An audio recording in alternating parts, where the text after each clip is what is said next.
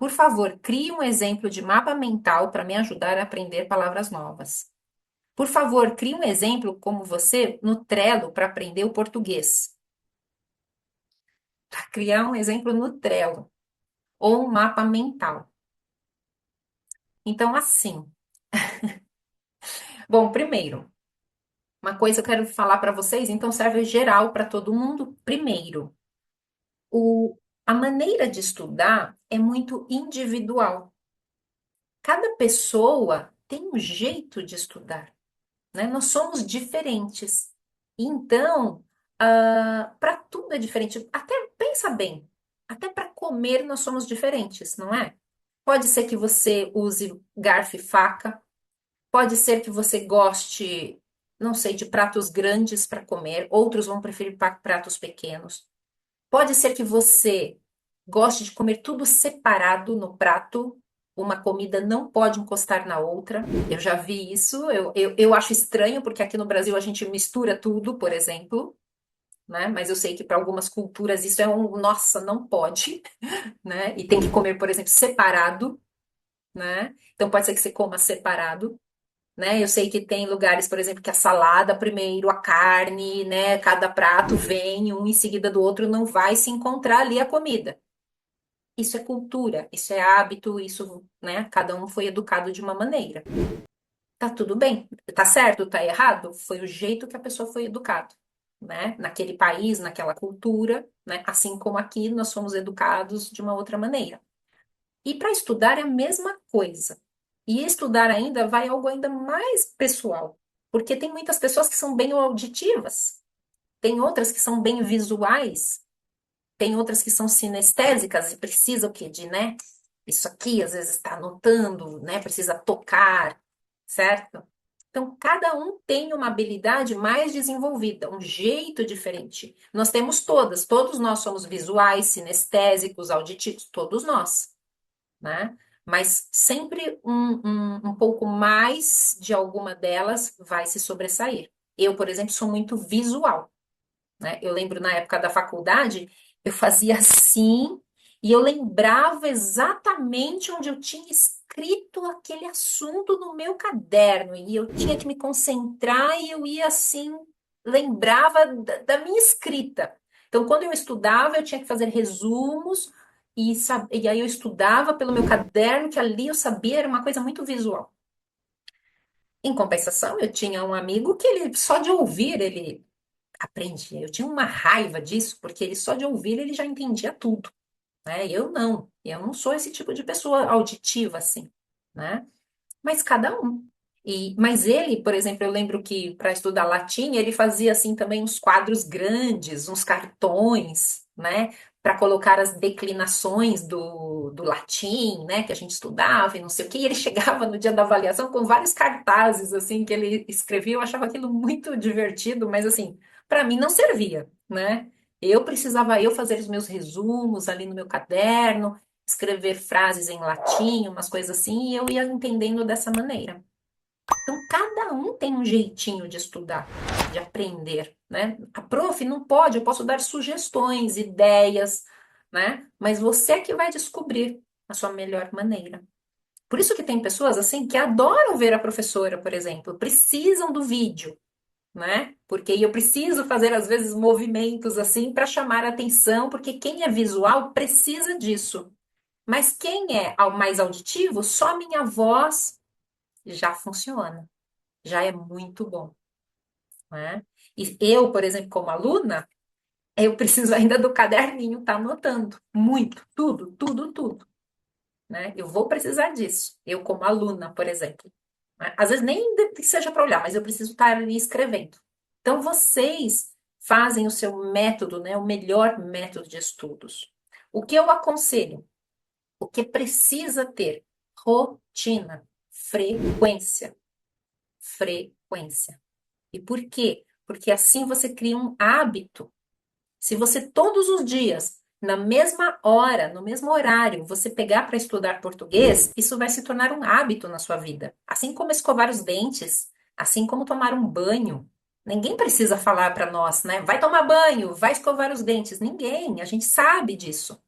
Então, se você criar este hábito. E para criar um hábito, a gente precisa colocar ele depois de um outro acontecimento. Então, por exemplo, assim, se é acordar, tomar uma xícara de café, estudar português. Então, xícara de café vai conectar com estudar português. Se é no horário do almoço, por exemplo, bom, parei, comi, sei lá, escovei os dentes. Escovar os dentes vai lembrar do português, pegar o caderninho do português. Então, você precisa associar isso, né, esse novo hábito a algo que você está já fazendo, que é normal para você. E precisa deixar fácil, né? Então, se o caderno, o seu ambiente de estudos do português é algo que não existe, você precisa criar um ambiente, né? Então, crie um ambiente de estudos, deixa o caderninho ali já naquele lugar, sei lá se é pelo computador que você estuda, as coisinhas que você usa para estudar o fluente já precisa estar naquele lugar fácil. Que assim, estando fácil e visual, que daí você olha e já fala, nossa, é aqui, vou parar. Nem que seja por 15 minutos. Nem que seja por 15 minutos. Porque isso, então, vai se tornando uma rotina, um hábito, e 15 ao final de um ano, já é muita coisa. É muita coisa. E o seu cérebro agradece, porque todos os dias você está enviando a mensagem de que isso é importante. E sempre você está em contato. Assim você não esquece o que você está aprendendo. E se você estuda hoje e só vai estudar na próxima semana, vai ter esquecido tudo. E aí você fala, ai, eu é que já tô velho. Ai, eu é que já não aprendo mais nada. Essa cabeça não entra mais nada. Meu Deus do céu, eu tô muito velho. Não é isso, não é. É você que não está estudando ali na frequência certa. Entende? Precisa ter uma frequência, entendeu? Então, isso é que vai fazer você chegar mais longe e realmente conseguir aprender, né, tudo que eu tô falando. Mas vamos lá, eu criei mesmo assim para responder, ajudar aqui o colega. Então, seria um mapa mental para aprender novas palavras do português, certo? Então, o tema, vocabulário, e aí as categorias de palavras. Substantivos, por exemplo, você coloca casa, a definição, lugar onde se mora. E quais são os sinônimos? Um lar, uma residência. Adjetivos, feliz, definição, estado de alegria. Um antônimo, triste. Aí você consegue lembrar. Verbos. Exemplo, correr. Definição, movimento rápido. A conjugação, eu corro, você corre, nós corremos, eles correm. Contextos de frases de uso diário. A casa é grande. Conversação, olha lá, estou feliz hoje. Atividades, eu gosto de correr no parque. Depois, sinônimos e antônimos. Bonito, lindo e belo. Antônimo, quente, frio. Palavras relacionadas: casa, móveis, sofá, mesa, cadeira. Ambiente: sala, cozinha, quarto. E flashcards na prática, né? A palavra brincar, por exemplo, você pode criar.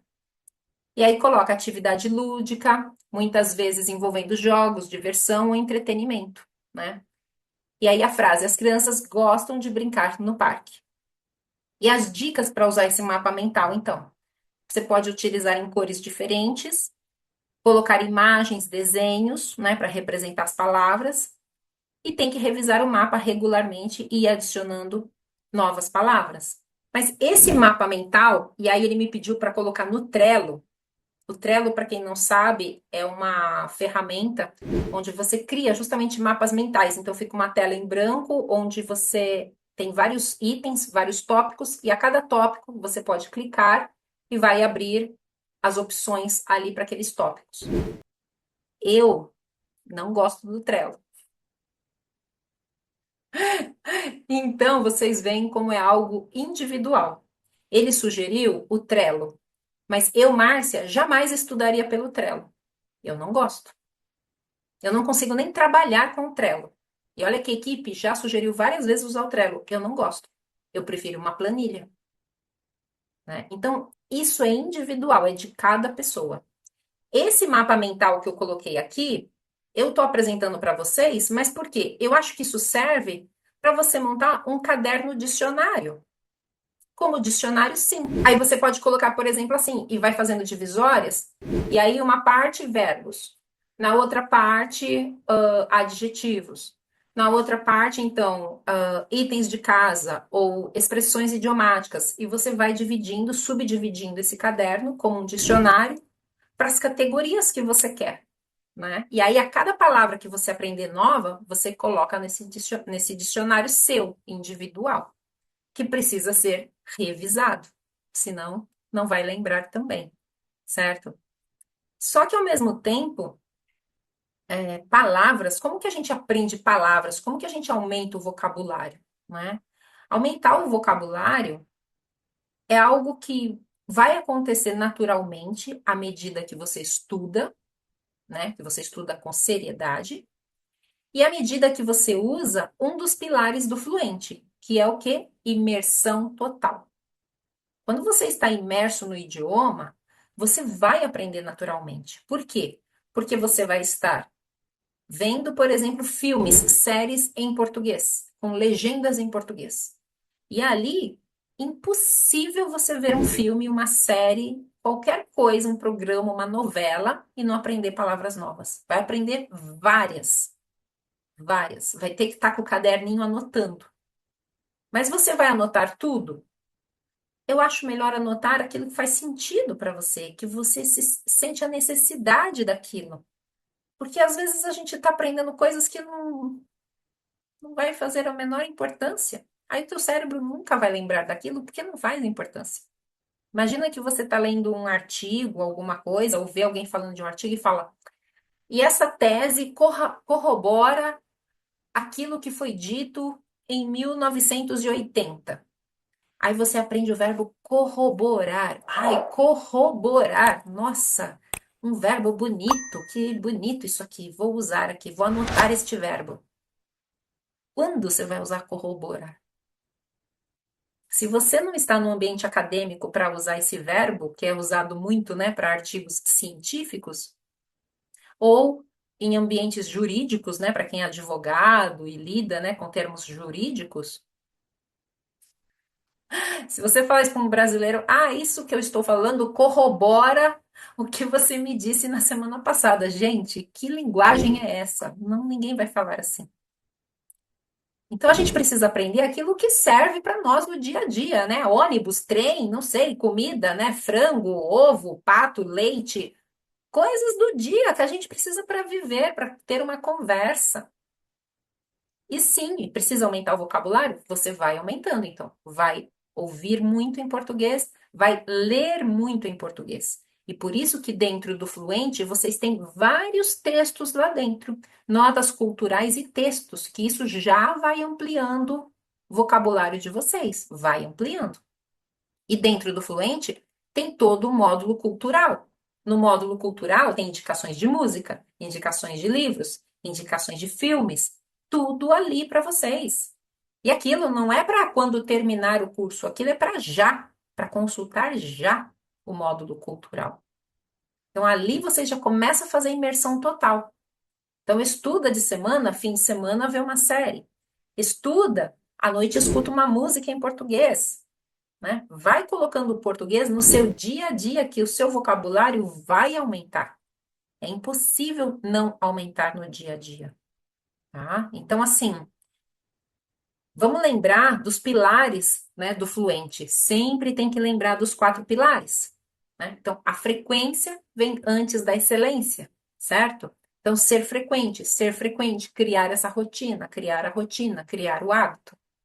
A imersão total, então, aproveitar do módulo cultural do fluente, né? Que assim vocês já vão fazendo essa imersão. Vai mudando. Se você já está um intermediário, muda o seu celular, muda o computador, muda a linguagem de tudo na sua vida para o português. Porque a sua língua você já sabe bastante, você não precisa mais da sua língua.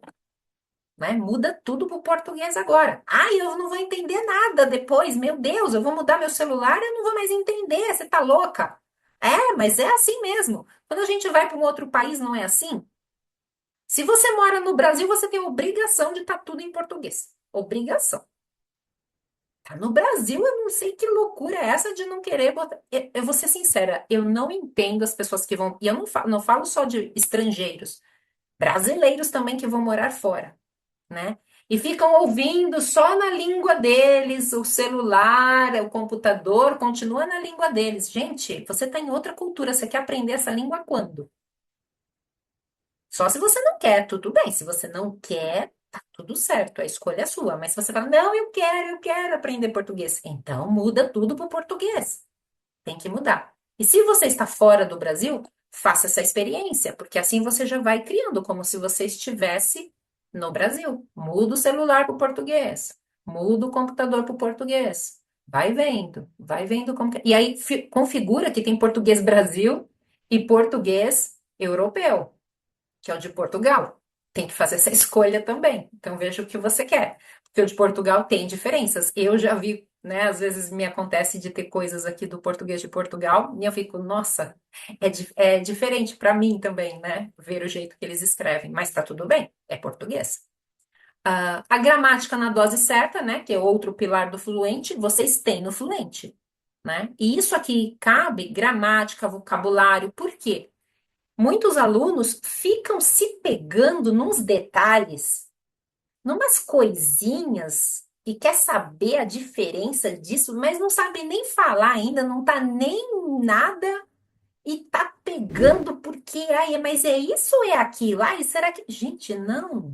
Segue, segue. Nós brasileiros temos a expressão assim: segue o barco, segue o barco. Segue, não fica preso ali. Ai, mas eu não sei se é no, na. Gente, não tá. Isso não é o importante agora. Você precisa falar. Você está preocupado se você vai usar no, na, ou não. Ah, mas usou, então eu não sei se vai usar esse verbo, se eu vou usar beber ou se eu vou usar tomar. Gente, não usa. Depois você aprende. É assim mesmo, com o tempo, depois lá na frente a gente vê como que a gente aprendeu muita coisa meio que no automático, que as coisas, às vezes a gente fica estudando coisa que o brasileiro nem usa, como eu. Gente, estudei tanta coisa do inglês, viajo lá, não usam nada do que eu estudei. Estudei tanta coisa de espanhol, ninguém usa. Eu falo, meu Deus do céu, que tempo perdido. Vocabulário, então, pior, porque eu estudei, né? Estudo espanhol, depende do país, muda tudo. Dá até raiva. A pronúncia também muda tudo. Eu falei, que ódio. Ah, vai fazer o que é isso? Inglês foi a mesma coisa. Estudei tanto inglês aqui e aqui é inglês norte-americano, né? Que a gente recebe mais. Por coisas da vida, fui parar na Inglaterra. Pronto, era outro inglês. Nossa Senhora, também fiquei lá meio travada nos primeiros dias. Falei, Jesus amado. Aí eles usam have you got? Have you got? Tá. E falei, gente, eu aprendi do you have? Do you have? E chega lá, have you got? E eu, have you got? Mas que diabo é isso? Tudo diferente. Então, gente, assim, segue o barco, sabe? Não fica tão presa com nhenhenhê da língua, não. Vai aparecer muito nhenhenhê no português.